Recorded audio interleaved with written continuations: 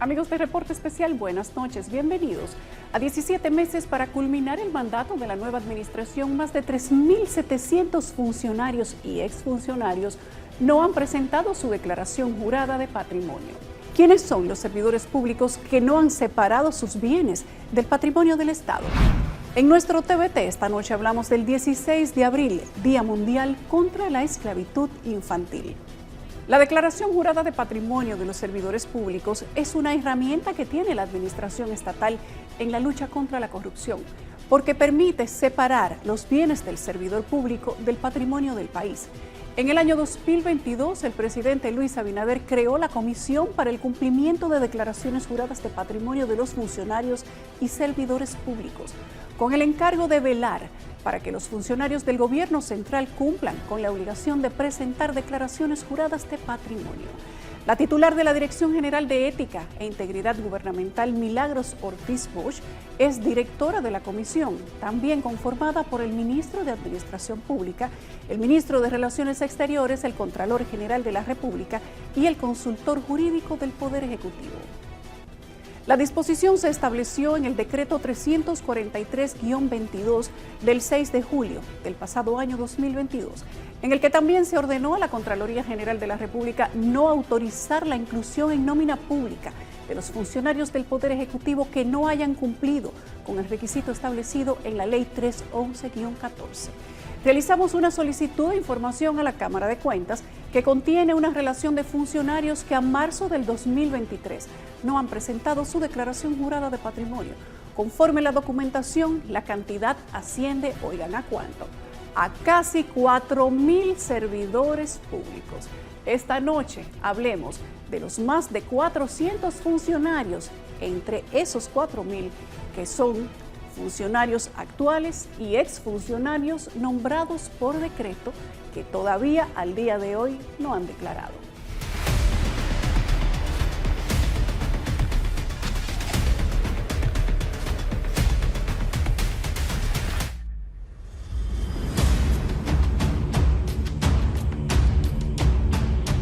Se puede comprobar que un funcionario se ha enriquecido de manera ilícita sin conocer un inventario de cuál es su fortuna antes y después de salir del cargo.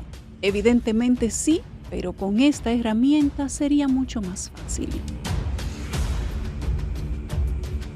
Nuestro país, por lo que nosotros vemos, no es una ley que se respeta tanto. Porque ¿qué es lo que quiere la ley? Identificar los recursos. ¿Cuál es tu patrimonio cuando tú asumes algún cargo público?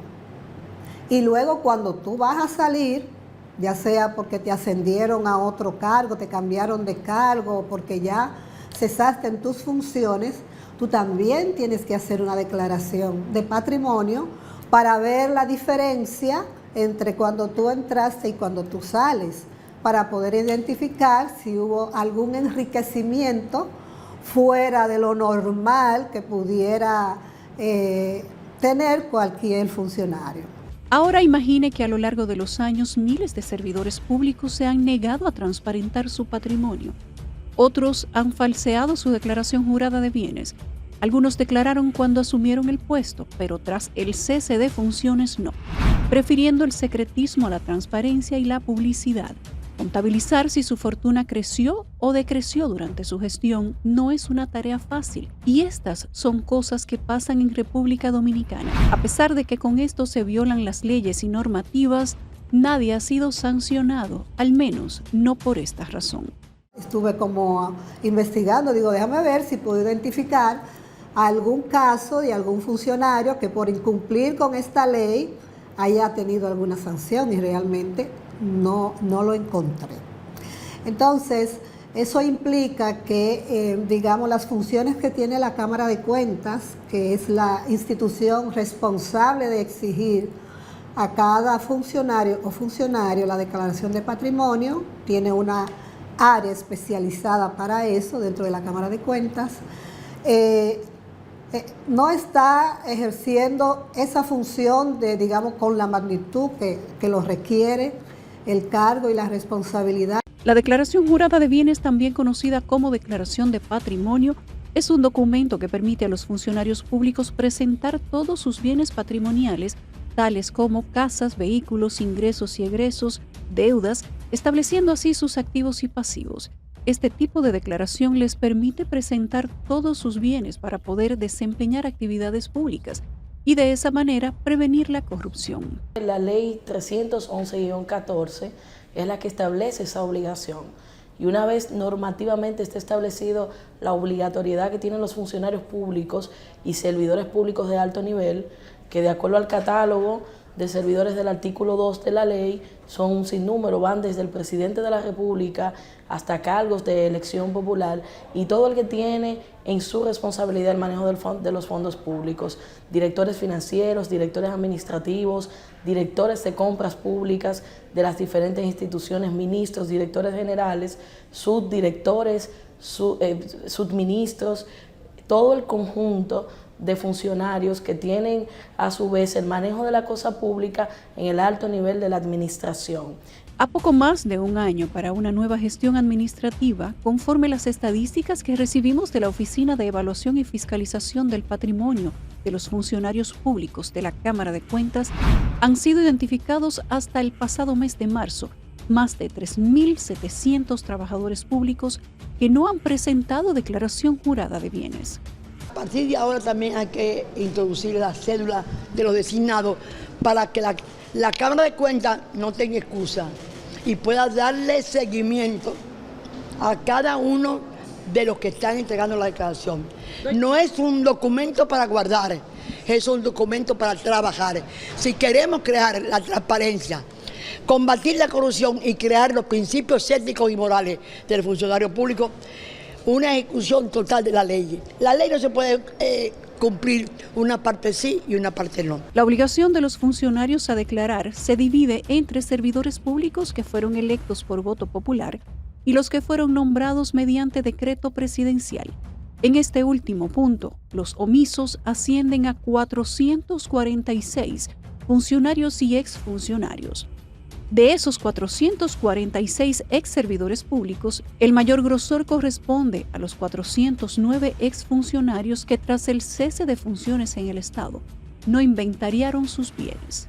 Por otro lado, hay 30 que fueron posicionados por primera vez en una función pública y a marzo del 2023 no habían declarado a cuánto asciende su patrimonio. Por último, hay 7 servidores que no han actualizado los datos de sus bienes. Aquí lo que hemos visto es que muchos funcionarios de distintos gobiernos se vuelven millonarios y multimillonarios que no hay forma de que puedan explicar la magnitud de la riqueza que ostentan y que dicen tener, y lo único que han hecho es que han tenido una función pública.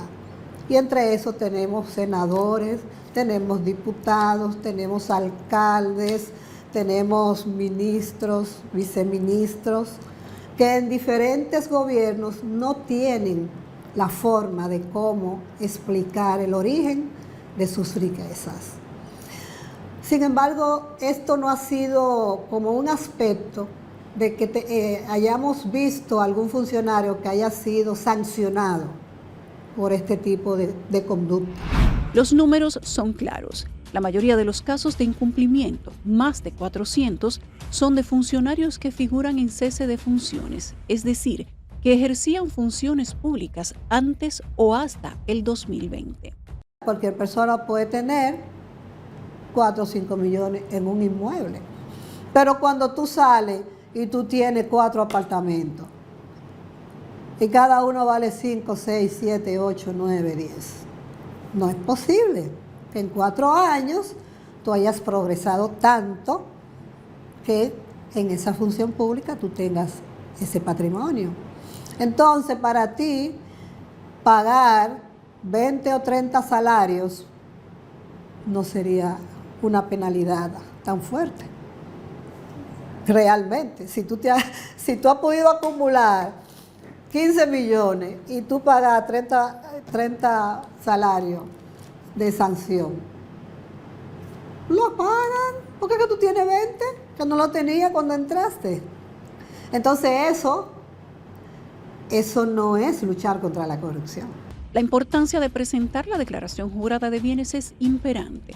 Por ejemplo, en el Fondo Patrimonial de las Empresas Reformadas, FOMPER, solo hay 2 exfuncionarios que no declararon sus bienes tras el cese de funciones, y estos son Fernando Rosa, expresidente, y Magalis Medina Sánchez, exvicepresidenta.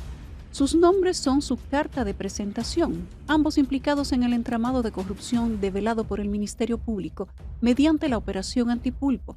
Partiendo de estos, aquí empieza la historia. 15 meses preso. 15 meses que he visto a mi salud deteriorarse. Es bueno que usted tenga conocimiento que yo pesaba 280 libras y he disminuido 90 libras en los 15 meses que estoy preso. Los números también son claros. La Lotería Nacional ocupa el primer puesto debido a que allí laboraron 24 exfuncionarios que no transparentaron sus bienes a la salida. En el segundo lugar está Inespre con 23 ex servidores públicos. En tercer lugar, Comedores Económicos con 18 funcionarios destituidos mediante el decreto 387-20 y a la fecha no han rendido informe de patrimonio.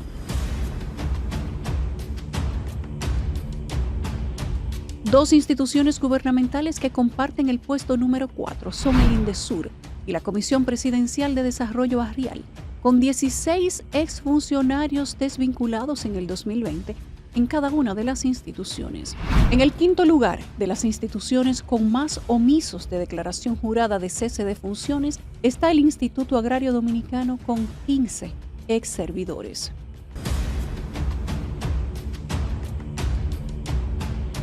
A estos números ahora agregaremos identidad. Por ejemplo, en la Lotería Nacional, una de las instituciones que se ha visto envuelta en varios escándalos, su ex subdirector o segundo titular Douglas Escoto Minaya, quien laboró en la entidad desde 2011 hasta su salida 9 años después, no mostró los números a los que ascendía su patrimonio. Este no es el único subadministrador que no ha sacado sus cuentas claras. Igual que él, hay otras 22 personas, como son Erickson Taveras Castro, quien ingresó en 2012, Genovis Sánchez Popoter, quien permaneció en el cargo por tan solo 1 año. Entre el listado de los exfuncionarios de Lotería que no contabilizó su patrimonio a la salida de la entidad, también está el ex administrador general Manuel Eleuterio Erasme, quien ocupó el cargo desde 2012.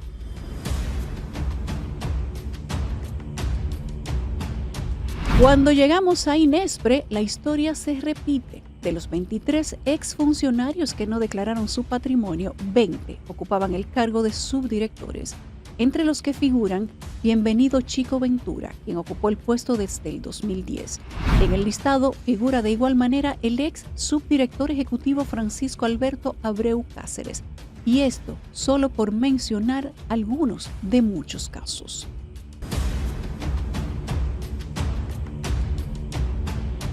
Las instituciones en las que funcionarios que fueron destituidos mediante decreto no sacaron sus cuentas claras es amplia y diversa. Otra de las entidades que sale a relucir es el Sistema Nacional de Atención a Emergencias y Seguridad 911. Dalbert Adolfo Polanco, quien fungía como director ejecutivo, a la salida de su cargo que asumió en el 2018, tampoco declaró los bienes. Los incumplimientos no solo están en las comisiones, direcciones e institutos, también están en los ministerios, los encargados del despacho de los asuntos de gobierno. A diferencia de los anteriores, las omisiones no son numerosas, pero sí importantes. Uno de esos casos es del Ministerio de la Juventud, una institución que se ha visto envuelta en varios escándalos y en menos de 2 años fue dirigido por 2 distintas ministras. Entiendo que las autoridades competentes han debido jugar un rol más activo e incluso el Ministerio Público ha debido ya iniciar una investigación seria con respecto no solo a esa situación, sino a los hechos que se especulan respecto de las denuncias que se hicieron públicas que dieron lugar a la destitución en su momento de esta ciudadana. Aquí resalta el nombre de Luz Alba Jiménez Ramírez, quien fue destituida e investigada en torno a supuestos actos de corrupción que se cometieron presuntamente en su efímera gestión de un año. Conforme las estadísticas que recibimos de la Cámara de Cuentas, a marzo del 2023, esta no había presentado su declaración jurada de patrimonio. Hay un incumplimiento tácito ahí porque está ventajosamente vencido el plazo y el Estado ha debido requerir. Porque ¿cuál sería la razón que lleva a un ciudadano, un servidor público, a no esclarecer y presentar de manera transparente cuál es su estatus económico al momento de la salida de una función pública? Y eso inminentemente amerita una investigación penal en el que se le llame a escrutinio para que ella primero presente, declare y se pueda constatar cuál es el estatus que tiene esa ciudadana al momento de la salida de la función pública. Por otro lado, en el Ministerio de Defensa, el ex inspector general de las Fuerzas Armadas, mayor general del Ejército José Manuel Castillo Castillo, quien fue desvinculado en el 2022 tras haber ocupado aproximadamente por 2 años la posición, no declaró a cuánto ascendían sus bienes. La ley tampoco llega al Indotel, al menos no la que obliga a los exfuncionarios a transparentar los fondos, ya que 2 servidores públicos de primer nivel, es decir, miembros del Consejo Directivo, no cumplieron con sus deberes. Estos son Fabricio Gómez Mazara y Pedro Avelino Domínguez Brito, designados en esas posiciones en el 2016 y 2019 de manera respectiva.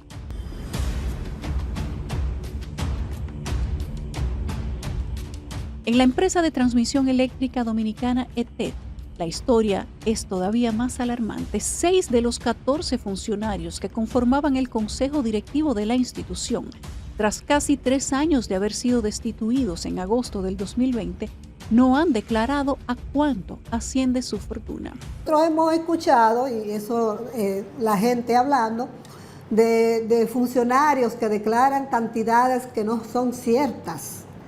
Y se supone que la Cámara de Cuentas tiene que verificar. O sea, no es que yo voy con unos papeles y digo, yo tengo 20 millones de pesos y tengo 3 jipetas, 2 casas, un apartamento en la playa o una casa en la montaña. Yo tengo que entregar toda la documentación legal que verifica, que testifica que esos bienes que yo estoy declarando son míos. Estos son Ramón de la Antigua Flores García, miembro del Consejo por más de 9 años. Tampoco inventariaron sus bienes Bernardo Rodríguez Gómez, Danilo Santos Iciano, Rafael Augusto Collado Abreu, nombrados en 2012. Tras permanecer 7 años en el cargo, José Antonio Paulino Grullón, luego de la destitución, no declaró a cuánto ascendía la fortuna. También figura en la lista Francisco José Peña Cabrera, nombrado en 2016. En este caso haremos un ejercicio que no se puede hacer con los demás. Por ejemplo, Francisco José Peña Cabrera, a su llegada a ETED, tras una corta vida política, declaró que su fortuna ascendía a un poco más de 13 millones de pesos. Si aumentó o disminuyó es un misterio. Lo mismo pasa con el exmiembro José Antonio Paulino Grullón, quien declaró en 2013 poseer una fortuna ascendente a más de 7 millones de pesos. De su lado, Ramón de Antigua Flores declaró que en 2012 tenía un patrimonio de 15 millones de pesos. De igual manera, Danilo Santos Iciano en 2012 declaró tener un patrimonio de poco más de 2 millones de pesos. Un dato a destacar es que declaró poseer un edificio, pero no el valor del mismo. Bernardo Rodríguez, nombrado en ese mismo año, declaró tener fortuna por 6.428.000 pesos. Y por último, Rafael Collado Abreu, quien declaró en 2012 un patrimonio que supera los 84 millones de pesos. El origen de esos bienes, porque un maestro, una maestra que llega a ser diputado o diputada, que luego dice que tiene 10, 15 millones, o sea, ¿de dónde un profesor, una profesora va a tener 10 o 15 millones? A menos que no tenga una empresa muy próspera, y eso tendría que estar en su declaración jurada, o sea, de bienes, de patrimonio. La conexión entre los ministerios y los viceministros que no declaran es ineludible y también marca un patrón. Por ejemplo, el ex viceministro en el Ministerio de Turismo, Julio Alejandro Almontenina, luego de permanecer 6 años ocupando la posición, a su salida en 2020 no hizo inventario declarado de sus bienes. Tampoco declaró su patrimonio Julio Alberto Ávila, quien en mayo del 2020 fue designado como viceministro de Energía e Infraestructura del Ministerio de Energía y Minas.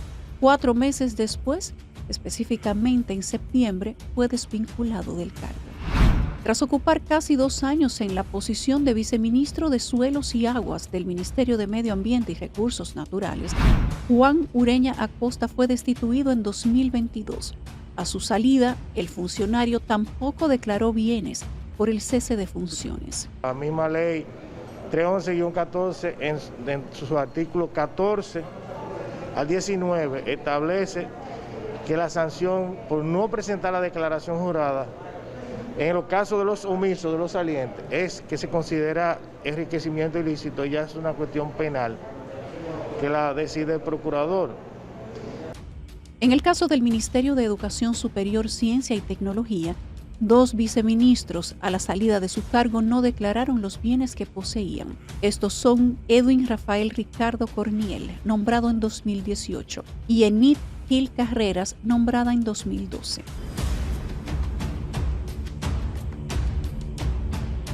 En la relación también figuran 7 exfuncionarios del Ministerio de Cultura, quienes salieron del cargo sin declarar patrimonio. 4 ocupaban el cargo de viceministros. Sus nombres son Ediltrudis Pichardo Santos, José Virgilio Peña Suazo, Juan Morales Vilorio y Leopoldo Antonio Oviedo. De su lado también hay 3 que ostentaban el cargo de subsecretarios, entre ellos Orlando Lora Pacheco, René Merete Tomás y Robert Berroa Sosa. Ni las sanciones, destituciones o expedientes de corrupción han incentivado a los exfuncionarios a declarar su patrimonio, lo que abre una ventana a las sospechas de corrupción. Tras la pausa. Su declaración no sabemos de cuál es el punto de partida, no sabemos cuál era su situación financiera y económica antes de asumir el cargo. Entonces a lo mejor él no quiere que se sepa con qué cantidad de recursos él va a salir cuando salga de esa función.